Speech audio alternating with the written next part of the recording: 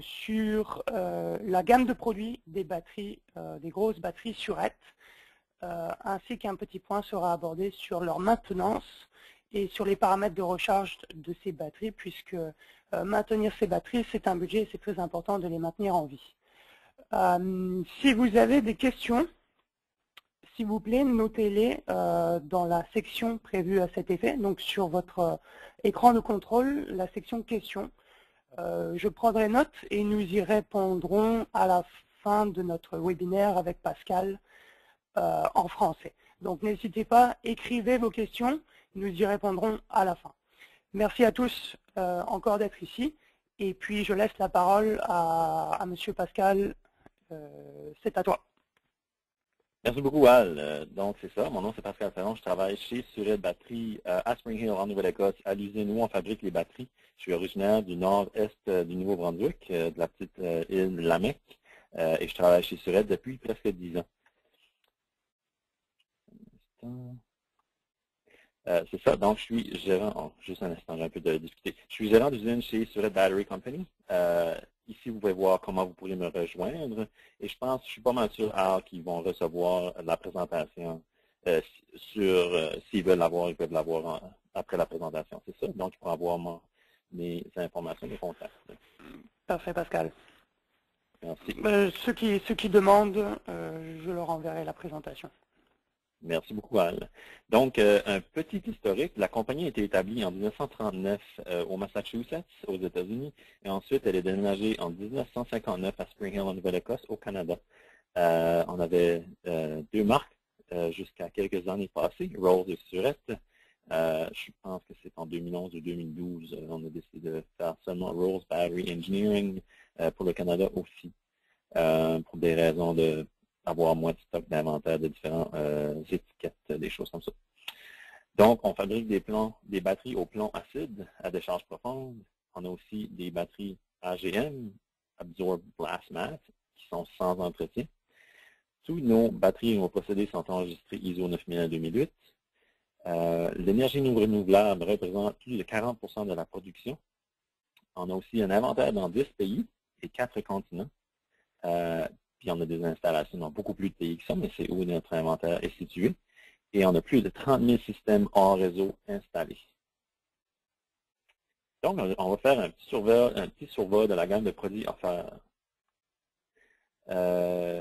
Rapidement, je voulais seulement mentionner que jusqu'à tout récemment, j'étais le directeur de la qualité chez Surette Batterie. Et aussi, je m'occupais du support technique. Donc, j'en connais beaucoup à propos des batteries et à propos de tous les différents modèles qu'on a. Donc, les modèles qu'on a sont toutes listés là, de la plus petite capacité à la plus grande capacité. Donc, on va de 80 ampères jusqu'à 2430 ampères au taux de 20 heures. Donc, ces batteries-là peuvent être déchargées pendant 20 heures au taux indiqué. Ça, c'est pour les batteries AGM. On part de 85 ampères jusqu'à 3300 ampères. Donc, à peu près la même gamme, mais un peu moins de différents modèles. OK. La première série qu'on a, c'est la série 4000 des batteries plomb acide. Elles sont à un prix très compétitif si vous regardez le poids et la capacité des batteries et leur taille. C'est un produit très bien reconnu. Les batteries rouges, Surette. Nos plaques sont les plus épaisses. Il n'y a personne dans la compétition qui fait des plaques aussi épaisses pour la même gamme de produits et pour les mêmes capacités. Donc, ça nous permet d'avoir une capacité et une longévité accrue, une grande réserve d'électrolytes et une bonne garantie. Le modèle que vous voyez présentement, c'est le modèle S550. Le modèle a été rechangé, on appelle ça une case, en tout cas la boîte de batterie et le couvercle ont été changés pour refléter un peu mieux la marque et aussi pour les rendre plus robustes. Ils ont jusqu'à 10 ans de vie opérationnelle pour la série 4000. On a des configurations de 2, 4, 6, 8 et 12 volts. 1300 cycles au taux de décharge de 50%, ou Depth of Discharge, DOD. Garantie de 7 ans. Et les S460 et S550, j'ai oublié de changer ces deux-là, sont les modèles les plus populaires. On a aussi une série 2 volts L16 Donc, on a la S1450, 1660 et 1860. Maintenant, elles ont la même case à l'extérieur que les modèles 6 volts. Les terminaux sont différents et on a seulement une cellule. Mais c'est un modèle très robuste aussi. Vous voyez toutes les spécifications à l'écran. On les suggère aussi pour des systèmes en série. Au lieu d'avoir 3 banques de 6 volts en parallèle, vous pouvez avoir une série de 2 volts au lieu. Donc, c'est beaucoup plus facile ou beaucoup plus efficace de charger et c'est moins d'entretien parce qu'il y a beaucoup moins de câbles. La série 5000, les batteries plomb-acide, on a la gamme la plus large de produits plomb-acide pour ces batteries-là. Je ne sais pas ce qui se passe, on ne peut pas voir tout le texte ici. Mais c'est la meilleure garantie qu'il y a sur le marché, la meilleure durée de vie. C'est un contenant double unique, notre dual container, ce que ça fait, c'est si la cellule est pour, on dit leaker, si la cellule est pour couler, on va couler dans le contenant rouge au lieu. Et si le contenant rouge soit endommagé, ben, il protégera les cellules à l'intérieur. Les soudures sont toutes robotisées. Les plaques sont toutes soudées avec un robot. Et les produits sont testés à 100%. Jusqu'à 20 ans de durée de vie, comparé à 10 ans. Une configuration de 2, 4, 6, 8 et 12 volts. 3300 cycles à 50% de décharge pour ceux-ci. C'est un très grand avantage versus les contenants de métal et les cellules individuelles parce qu'ils sont protégés.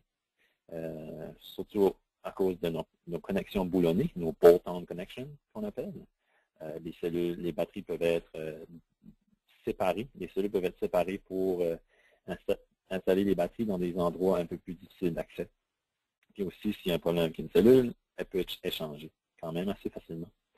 Ça élimine les courants et les voltages vagabonds, les straight currents. Les plaques sont très épaisses, on parle de plus d'un quart de pouce pour les plaques positives. La capacité et la durée de vie sont très élevées. Une grande réserve d'électrolytes, comme vous pouvez voir sur nos feuilles de spécification. Il y en a une garantie de 10 ans. Ensuite, on a un petit survol de la série AGM. Requiert aucun entretien, donc c'est pour ça qu'elles sont scellées. Les options de 6 volts, 12 volts et 2 volts. Puis elles sont seulement disponibles en quantité de palettes ou de conteneurs. Vous pouvez voir les plus petits modèles jusqu'au plus gros modèle à gauche de l'écran. Donc, maintenant, comment fonctionnent les batteries? On parle de choses que je préfère. Je ne suis pas un gars de vente. Je suis un gars de plus de production. Donc, on peut parler de sulfation ou sulfation, comment on dit en anglais. Le petit paragraphe qui est ici, c'est un vraiment bon paragraphe. C'est pas quelque chose que vous pouvez trouver en ligne. C'est une façon que nous, on explique c'est quoi la sulfation. C'est une accumulation de cristaux de sulfate de plomb dans les batteries, ce qui diminue le flux de courant. Ça, c'est quelque chose qui arrive à chaque cycle. La sulfation est due à un entreposage à bas voltage. Donc, plus tu as un bas voltage à l'entreposage, plus il y aura de sulfation qui se produit à chaque cycle. Lors de la recharge, un flux d'électrons de courant est forcé dans la batterie dans la direction opposée de la décharge, en appliquant un voltage entre les connexions, les terminaux positifs et négatifs. Le lien chimique entre le plomb et les ions de sulfate est donc brisé, et l'ion de sulfate est retourné à la solution d'acide dans l'électrolyte. Quand tous les ions de sulfate sont enlevés des plaques et retournés à l'électrolyte, la batterie est considérée chargée à 100%. Donc, c'est pour ça, si les cristaux ne sont pas capables de se détacher des plaques, à chaque cycle, on a de la sulfation, puis on a de plus en plus, et c'est pour ça qu'il faut faire des égalisations. Donc, ici, un peu d'équation chimique. Je ne vais pas aller trop compliqué, mais j'ai écrit dans le bas ce que ça veut dire les PbO2 et 3H et H2SO4 plus 2 électrons. Fait que c'est écrit en bas. Donc, on a de l'oxyde de plomb, qui est notre matériel actif qu'on appelle. C'est ça qui prend la charge de la décharge. L'acide sulfurique, qui est notre électrolyte, et des électrons qui se promènent à l'intérieur, à l'extérieur des plaques positives ou plaques négatives. Donc, ça va nous donner du sulfate de plomb et de l'eau. Fait que tout dépendant de la charge de la décharge, c'est ce que ça nous donne. Et chez la plaque négative, on a du plomb et de l'acide sulfurique qui s'en vont en sulfate de plomb et d'électrons. Donc, on charge de gauche à droite et on décharge de droite à gauche. C'est tout ce que c'est. C'est pas plus compliqué que ça.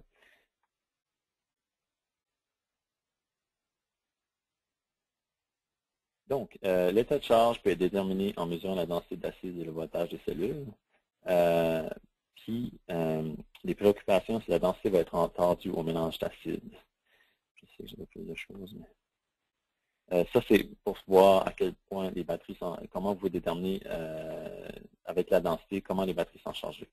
Donc, on parle de 100% de 12,55 à 12,80. Ça dépend de la batterie. Les séries FS sont chargées jusqu'à 1280. Les séries marines, certaines batteries sont chargées à 1250. Et la plupart de nos batteries solaires sont chargées à 1265, donc à 100%. Et ensuite, vous voyez les ranges ensuite pour jusqu'à 0% de charge. Aussi, la température affecte à quel point la batterie est chargée. Donc, ça prend un facteur de correction. Vous pouvez toujours garder ces choses-là, mais la chose la plus simple, c'est juste en bas ici, où on dit 0,03 points par 10 degrés Fahrenheit ou 0,03 points par 5 degrés Celsius.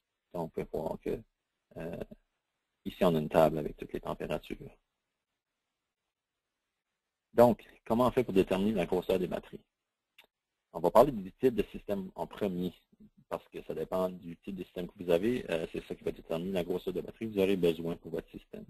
Si vous avez une maison ou un endroit connecté au réseau électrique, on-grid ou grid-tied, on dit en anglais, on n'a pas besoin de batterie, c'est seulement un système solaire. Si le réseau électrique manque, le client n'a pas de solution de secours parce qu'il n'y a pas de batterie. Si vous êtes connecté au réseau en cas d'urgence, typiquement, c'est un petit système de batterie pour faire fonctionner les appareils essentiels.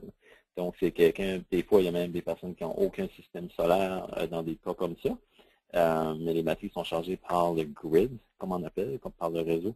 Et quand on manque d'électricité, les batteries vont faire fonctionner le frigo, la télé, quelques prises de courant et c'est bien sûr l'Internet. C'est rendu un besoin essentiel. Et aussi, finalement, on a les clients qui ont des réseaux des installations sans réseau électrique. Donc, le client vit au milieu de nulle part, plus ou moins. Puis l'électricité, pour avoir de l'électricité, c'est beaucoup trop cher ou c'est impossible.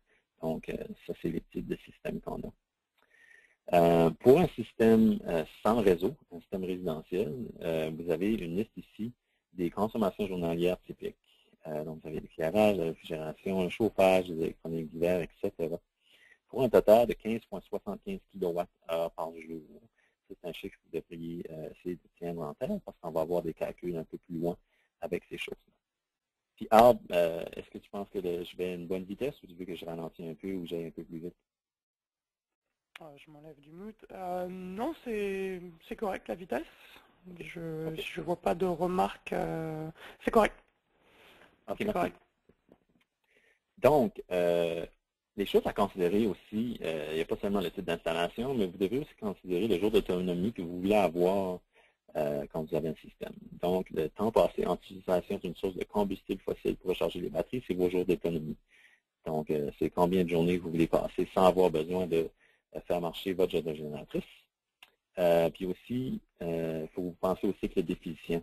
C'est un système qui n'effectue pas une charge complète régulière à chaque cycle. Puis vous pouvez voir dans le petit graphique en bas ou dans les petits dessins. Si vous ne pouvez pas avoir une charge à 100% tout le temps ou à tous les jours, ben, il faut considérer d'avoir un système plus gros ou plus petit, tout dépendant.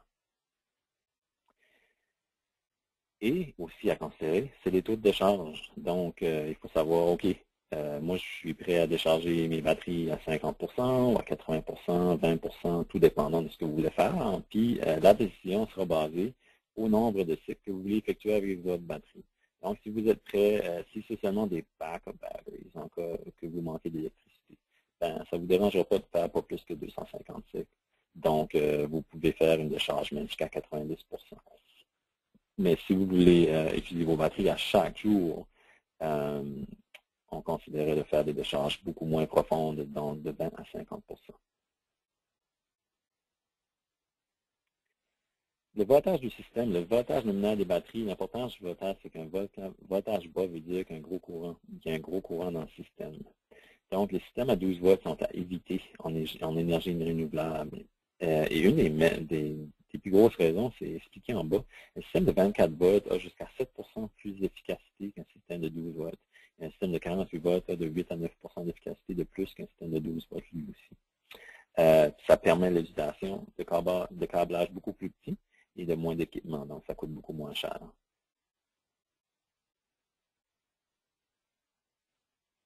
Donc ici, j'ai mis une feuille de spécification, c'est en anglais, mais puis on ne voit pas très bien, mais c'est juste pour vous montrer une nouvelle feuille de spécification pour la S550. La décharge typique est de C20 ou de C24, donc c'est pour pouvoir utiliser. Donc le C20, c'est dans le fond, on utilise, si vous déchargez jusqu'à 50% de capacité, donc vous utilisez les batteries pour 10 heures, et C24, c'est pour 12 heures. Donc la plupart du temps, les gens sont à la maison pendant 10 heures à 12 heures par jour. Donc, c'est pour ça qu'on prend cette décharge typique-là. Et la charge typique est de C4, C5 ou C6, tout dépendant de la quantité de soleil ou les heures de soleil que vous avez par jour. Donc, c'est de là où viennent ces chiffres-là. Donc, vous vous rappelez de notre 15,75 kWh, la demande journalière à 48 volts. Donc, comment on fait pour déterminer la taille de batterie requise avec ces informations-là? Donc, on prend 15,75 divisé par 48, le voltage nominal des batteries, ça nous donne 328 ampères-heure. 328 ampères-heure fois 2, parce qu'on assume une décharge 50%, nous donne 656 ampères-heure. On a aussi une perte de 10 à 20%. C'est partout dans le système, le câblage, les batteries, mais aussi les onduleurs, ces choses-là. Donc, on part de batterie de 754,4 ampères-heure. Donc, pour une autonomie d'une journée, vous aurez besoin de batterie avec une capacité de 754,4 ampères-heure. C'est pas trop compliqué. La plupart des gens se font des feuilles de calcul sur Excel pour déterminer ces calculs-là. OK, maintenant, on va passer à l'entretien des batteries. Je voulais seulement vous rappeler qu'on va avoir une période de questions à la fin. Gardez vos questions, n'importe quelle question vous avez à propos de nos batteries ou d'autres batteries en général. Je serais vraiment content de vous les répondre. Maintenant, on va passer à la section d'entretien des batteries. Ça, c'est un courriel d'un client. C'est un courriel réel. Je l'ai traduit au français, mais dans le fond, c'était « Bonjour. Nous avons récemment essayé de nettoyer l'une de nos batteries Roll sur S530 et un des câbles a verrouillé sur le terminal. Mon mari utilisait une meuleuse, un grinder, pour détacher la connexion et une étincelle fit exploser l'hydrogène qui dégageait d'une des cellules. Le couvercle de la batterie a été endommagé. Personne n'a été blessé. L'acide est demeuré dans la cellule et nous avons scellé le couvercle. C'est une étiquette numéro 9296. Donc, vous pouvez voir que des fois, il y a des clients qui essaient par tous les moyens de faire l'entretien de leur batterie. Donc, à la gauche, vous pouvez voir les outils qu'on recommande pour faire l'entretien de vos batteries. C'est toujours bon d'avoir une autre personne avec vous en cas qu'il arrive n'importe quoi. Un petit peu d'acide qui vous va dans les yeux, donc la personne peut vous guider pour vous rincer les jus, des choses comme ça. Avoir des gants de polypropylène ou de nitride, n'importe quel. Des lunettes de sécurité. Un respirateur, mais ça, si vous avez une salle quand même assez ventilée, inquiétez-vous pas d'avoir un respirateur, c'est pas nécessaire. Un hydromètre pour vérifier la densité de l'électrolyte. De l'eau distillée ou déionisée. Des clés, préférablement isolées à une extrémité, qu'on appelle des wrenches, un wrench. Une brosse à métal ou du papier sablé pour pouvoir nettoyer vos terminaux et vos câbles. Du bicarbonate de soude pour pouvoir nettoyer les batteries. Puis aussi neutraliser les dégâts d'acide. La graisse diélectrique ou de la gelée de pétrole, de la vaseline dans le fond, pour recouvrir vos connexions une fois connectées. Et un kit de sécurité pour le lavage des yeux. Certains petits points à remarquer, il faut enlever les bijoux, éviter les flammes et porter des vêtements en polyester parce que l'acide peut les décolorer, mais l'acide ne va pas les brûler et aller vous toucher la peau. Enlever les bijoux, c'est quand même assez important. Moi, dans mon laboratoire à l'usine, une fois, j'ai pas enlevé ma bague et j'ai touché un terminal et ça m'a brûlé. Donc, c'est très important. Ici, des petites images de nos outils. On peut voir des gants. Vous aussi avoir besoin d'une flashlight. Ici, on a un hydromètre. Ça, ce sont des hydromètres qu'on utilise à l'usine. Ce modèle ici est quand même assez dispendieux. Je pense qu'à HES peut aussi les distribuer, mais c'est pour si vous avez des centaines de batteries à vérifier, ce qu'on fait à tous les jours. Donc, l'entretien des batteries, les problèmes les plus fréquents. Une mauvaise charge, soit trop basse, soit trop élevée. L'ajout d'eau, soit on ajoute trop d'eau, pas assez d'eau, ou on ajoute de l'eau qui n'a pas déionisé ou distillé. L'eau, il faut l'ajouter jusqu'à 1/4 de pouce en dessous du bas du puits d'aération quand vous regardez à l'intérieur de la batterie. Donc, c'est pas trop grave si c'est un peu plus qu'1/4 de pouce, mais il ne faut pas que ça touche le puits d'aération avec une charge complète. Sinon, ce qui pourrait arriver, c'est si vous placez de l'eau avant que la batterie soit chargée, le niveau va augmenter pendant la charge et vous pourriez avoir de l'acide qui sort de votre cellule. Puis un coup, vous avez de l'acide qui sort de votre cellule, c'est quand même assez difficile. Si vous ajoutez seulement de l'eau, oui, le niveau est correct, mais vous avez perdu de l'électrolyte. Donc, votre densité va changer et elle ne reviendra jamais la même. Donc, c'est important de ne pas trop mettre d'eau. Puis, il faut en mettre assez d'eau parce qu'il ne faut pas exposer les plaques et les connexions de plaques. Ça pourrait causer des explosions d'hydrogène à l'intérieur des cellules. Ce qui arrive à l'usine des points. Et aussi, les problèmes les plus fréquents, c'est les connexions souillées ou desserrées, pas assez tight, comme on dit en acadien. Ce que ça peut causer, c'est des terminales qui fondent à cause d'une connexion desserrée, la corrosion et des câbles endommagés. Donc, c'est très important de nettoyer ces connexions. Donc, ce qu'on recommande mensuellement à tous les mois, mesurer et noter les voltages sous tension et hors tension, mesurer et noter les niveaux d'électrolytes, ainsi que leur densité, noter la température ambiante de la salle, inspecter l'intégrité des connexions, donc faire sûr que toutes vos connexions sont très bien serrées, de vos terminaux, faire sûr que vos terminaux ne sont pas rouillés, et les autres instruments et installations. Donc, il faut aussi garder votre onduleur et tout votre autre équipement pour faire sûr que tout fonctionne bien. Vérifier l'opération des équipements de maintien de charge des batteries, on parle encore des onduleurs, des chargeurs, et remplir avec l'eau distillée lorsque nécessaire. Donc, ça, c'est ce qui est requis chaque mois. Donc, il faut seulement vérifier le voltage, l'électrolyte, sa hauteur et sa densité. On recommande de vérifier quelques cellules. Il ne faut pas tout vérifier toutes les cellules. Et toutes les cellules, ça, c'est recommandé annuellement. On va voir à la prochaine slide. La température ambiante de la salle, on va avoir un petit thermomètre électronique qui peut vous indiquer ça tout de suite. Ensuite, vérifier vos connexions, enlever la rouille, ces choses-là. C'est pas trop compliqué, c'est pas trop long l'entretien mensuel. À tous les 3 mois, il faut vérifier, faire sûr que votre ventilation fonctionne, si vous en avez. Vérifier vos connexions encore. Vérifier les câbles aussi, non seulement les connexions, mais aussi les câbles, faire sûr qu'il n'y a pas des câbles qui commencent à être défaits ou qui exposent les cuivres à l'intérieur. Vérifier les taux de charge, les niveaux de charge des onduleurs et des contrôleurs, sur vos settings, dans le fond. Vérifier les cellules, s'assurer qu'elles sont étanches, qu'il n'y a pas aucun acide qui est dans le fond de la caisse ou par terre. Puis, vérifier la mise à la terre. Ça, c'est très important aussi. Bon, nous, chez Sured, c'est quoi qu'on recommande pour charger nos batteries? Un sommaire des faits à propos des batteries. Il y a plusieurs personnes qui disent, puis moi aussi, dans ma famille, on a beaucoup de véhicules récréatifs. J'ai souvent les mêmes questions. Donc, j'essaie de démystifier. Là, un système 12 volts requiert 6 cellules. De n'importe quelle façon que vous le faisiez, ça doit avoir 6 cellules. 24 volts, 12 cellules, 48 volts, 24 cellules. Donc, on va dire 48 volts, si vous avez une banque de batterie, vous allez avoir 24 cellules à vérifier. Chaque cellule a un voltage nominal de 2,13 volts. Donc, 2,13 fois 6 donne 12,78 volts. Ça, c'est 100% de charge. Le voltage hors tension de 12,70 et plus nous donne une pleine charge, comme je viens de le mentionner.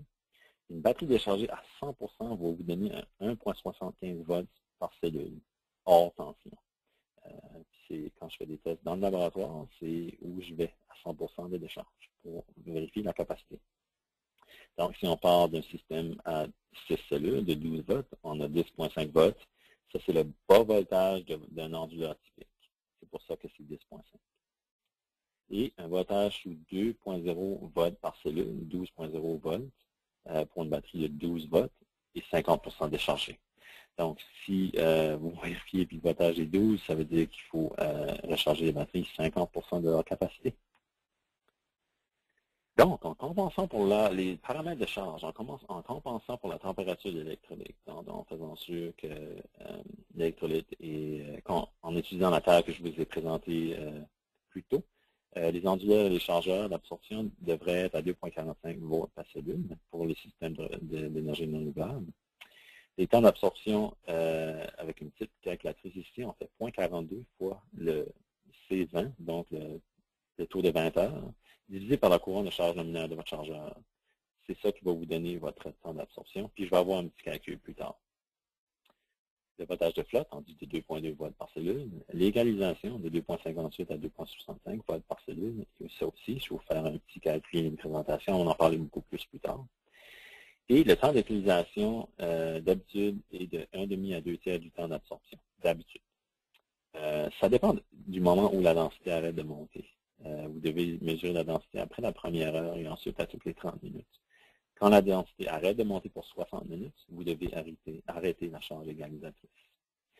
Et aussi pour les paramètres de charge, pour les énergies renouvelables, c'est un peu différent que ceux généraux pour nos batteries. Donc, on a une absorption de 2,46 à 2,47 volts par cellule.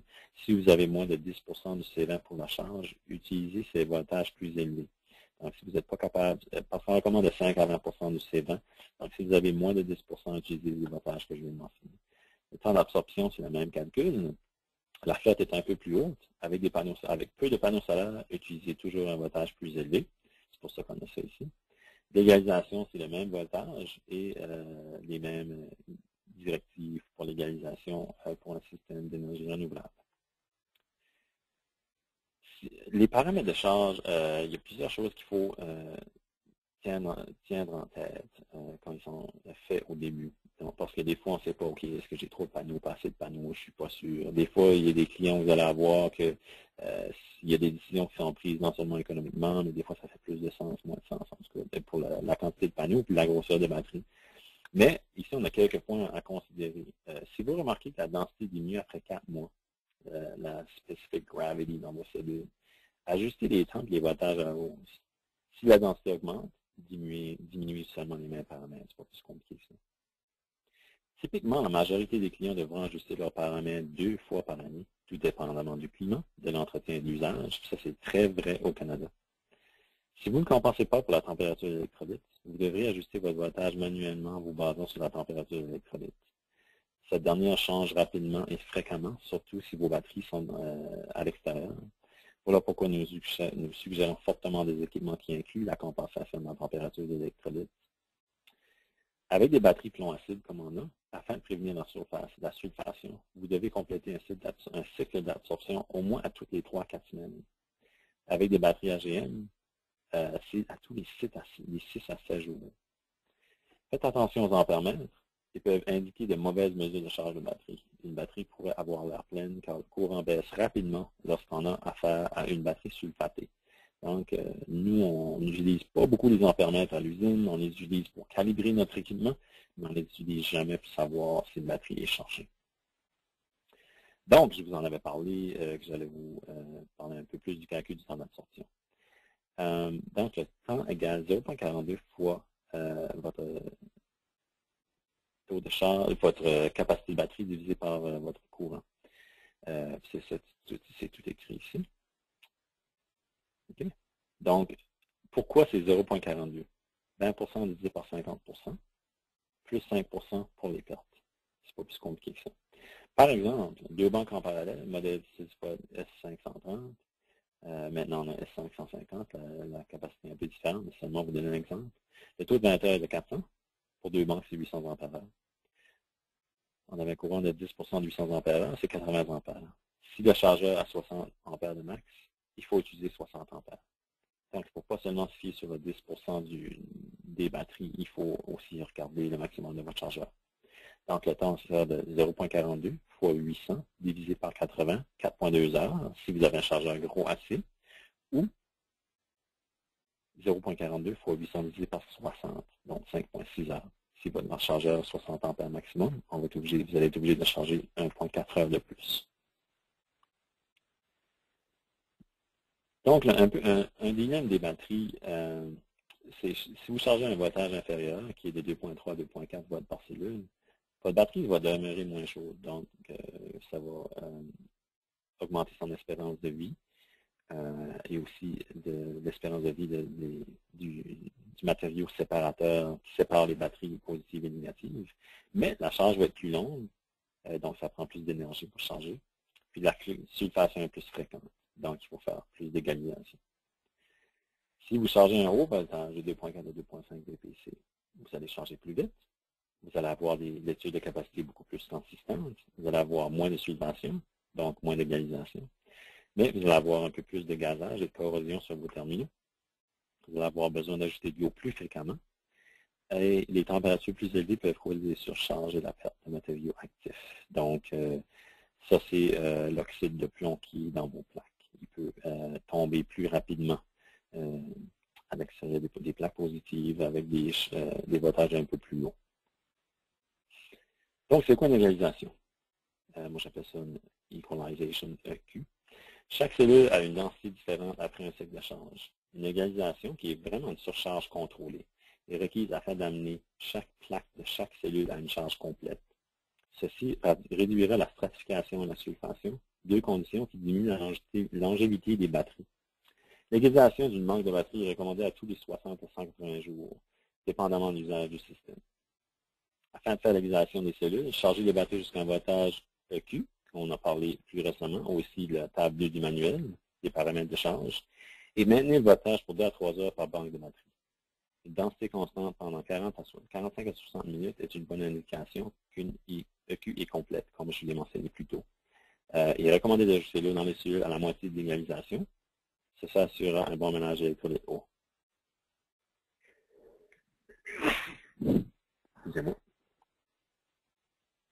Donc, à quel moment est-ce que vous devriez faire une égalisation? Ça, je pense que c'est la question la plus populaire des clients.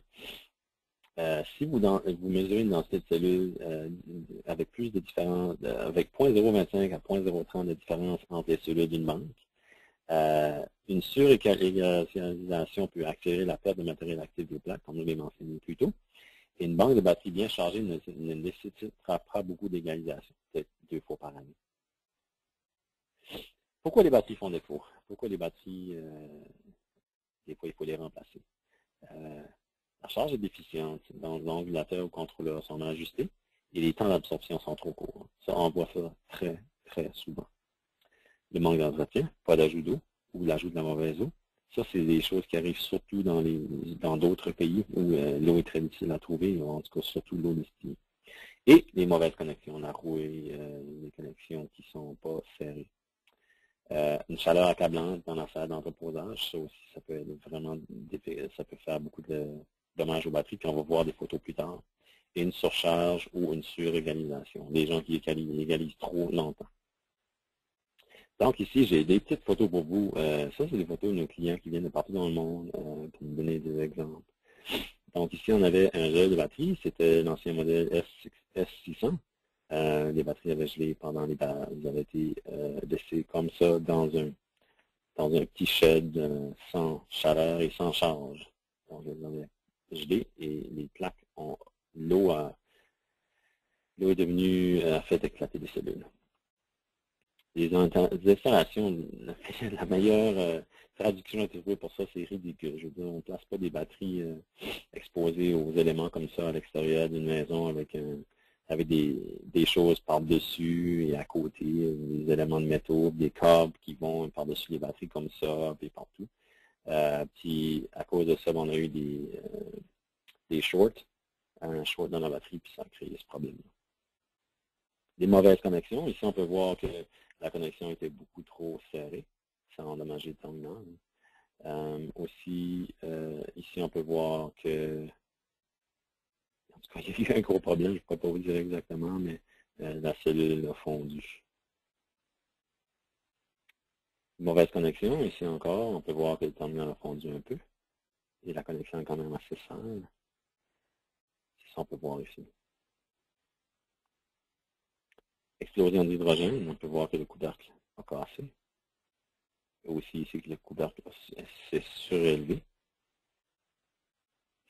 Les mauvaises pratiques, ça je ne vous dirais pas c'était à quel endroit, mais c'est pas au Canada. Ils enlevaient tout l'acide des batteries puis ils le remplaçaient par de l'acide complètement chargé au lieu de recharger les batteries. Quelque chose à ne pas faire. Chaleur accablante, mauvaise ventilation, c'est notre série AGM. On peut voir que les batteries sont tout croches, elles ont fondu. À cause qu'il faisait beaucoup trop chaud dans la salle. Encore une fois, trop de chaleur. Donc les batteries sont placées une par-dessus l'autre. Il n'y a aucune façon que l'air puisse circuler autour. Donc les batteries qui sont là-bas en dessous ou au milieu vont être vraiment chaudes. Peu d'entretien, vous pouvez voir qu'il y a plein de trouilles partout, ça coule partout, les racks sont en bois, toutes sortes de choses comme ça, des câbles partout, un peu partout sur les batteries, c'est pas vraiment recommandé. Donc c'est ça, est-ce que vous avez des questions? Oui,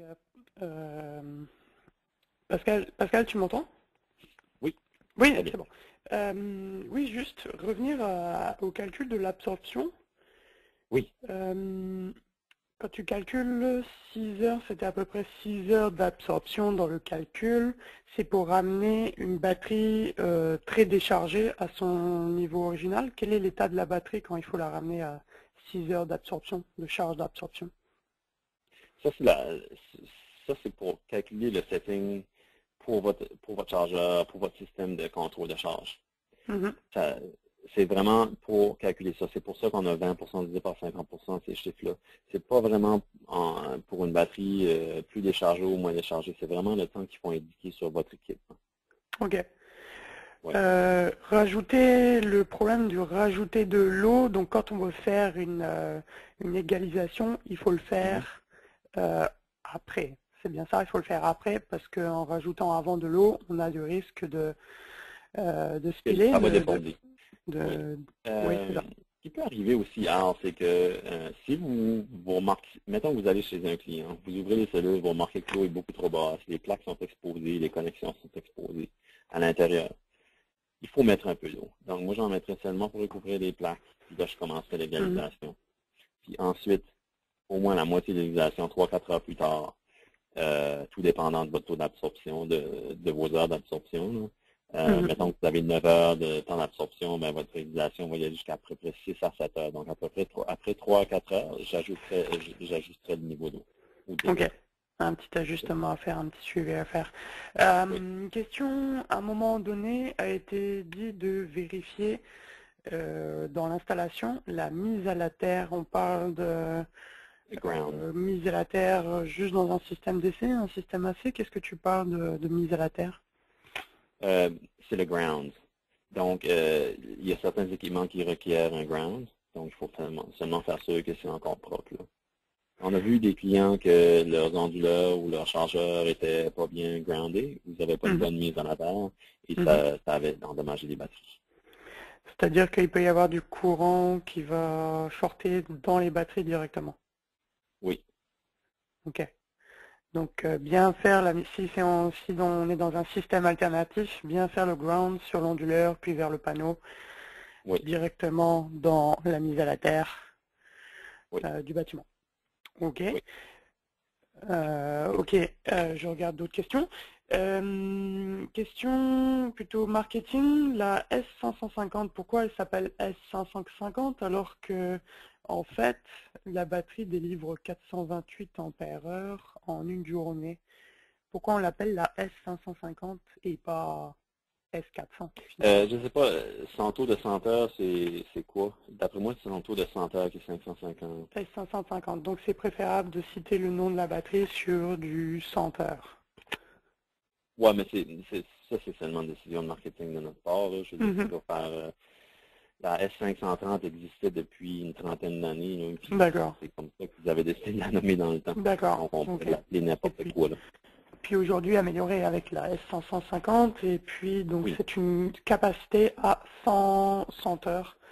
Donc, un peu plus de 4 jours. Puis, je peux vous expliquer un peu ce qui est arrivé là, avec le nouveau design entre la 530 et la 550.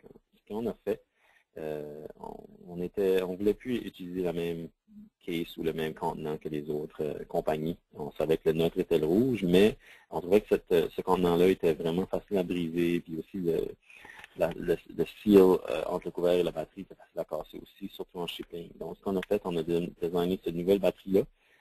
Puis en le faisant, on a mis notre nom dessus, mais aussi ce qu'on a fait, nous, on enveloppe nos plaques positives de tous les côtés. Donc, on n'a pas besoin d'un pied à l'intérieur de nos cellules. On avait un pied d'un pouce pour accumuler le matériel des plaques positives jusqu'à ce que ça crée un short.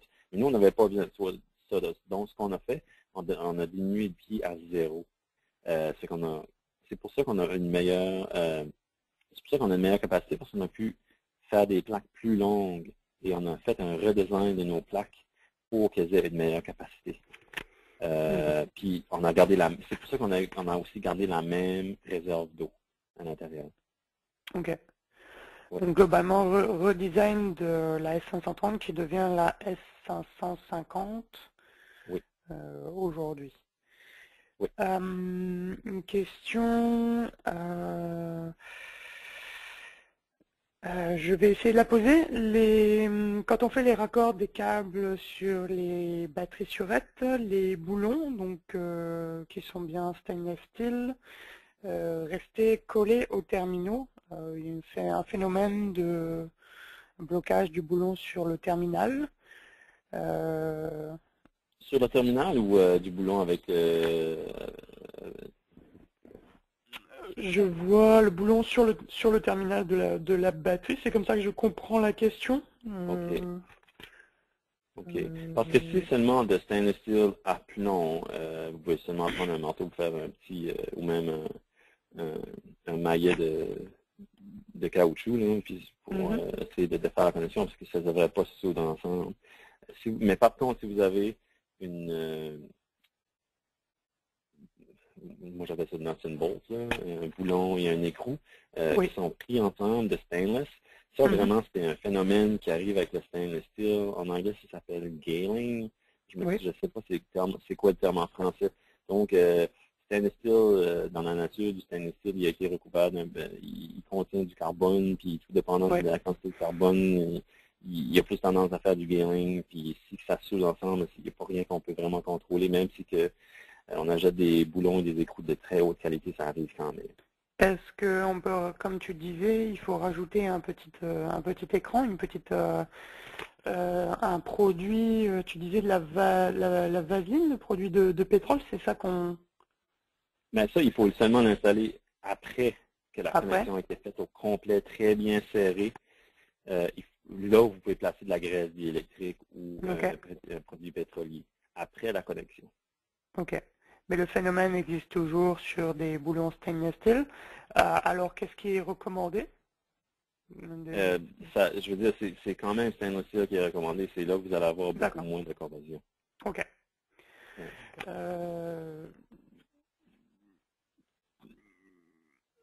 Comment on peut dire ça? Oui, de temps en temps, c'est des cas qui existent. On reçoit des batteries à la livraison qui sointent un peu au niveau, tu sais, de la paroi sur le dessus. Souvent, ça sointe. Alors, est-ce que c'est de l'eau ou est-ce que c'est de l'acide? On pourrait. Ce qui arrive, je dis la plupart du temps, on fait du mieux qu'on peut pour pouvoir nettoyer les batteries du mieux qu'on peut, mais ce qu'on a, on a un système pour neutraliser l'acide dessus.